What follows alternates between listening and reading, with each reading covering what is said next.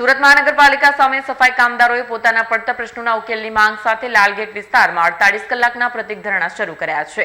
વર્ગ 4ના કર્મચારીઓની વિવિધ માંગણીઓને લઈને શરૂ થયેલા આંદોલનને પગલે મનપા તંત્ર સામે રોષ જોવા મળી રહ્યો છે। સફાઈ કામદારો દ્વારા સ્વૈચ્છિક નિવૃત્તિ, રહેમ રાહે નોકરી સહિતના પડતર પ્રશ્નોનો ઉકેલ લાવવાની માંગ કરવામાં આવી રહી છે। સાથે જ કર્મચારીઓ માટે અમલમાં મુકાતી નવી નીતિઓના પણ વિરોધ કરવામાં આવ્યો છે। આ માંગણીઓ અંગે મનપા તંત્ર દ્વારા યોગ્ય નિર્ણય લેવામાં આવે તેવી આંદોલનકારીઓએ માંગ કરી છે।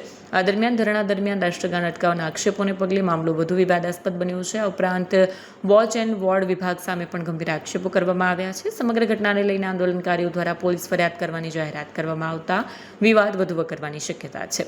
સફાઈ કામદારોના 48 કલાકના પ્રતિક ધરણાને પગલે મનપા તંત્ર અને કર્મચારીઓ વચ્ચેનો મુદ્દો ફરી ચર્ચામાં આવ્યો છે। હવે મનપા દ્વારા આ પડતર પ્રશ્નોના ઉકેલ માટે શું પગલાં લેવામાં આવે છે અને પોલીસ ફરિયાદ અંગે આગળની કાર્યવાહી શું થાય તેના પર સૌની નજર છે।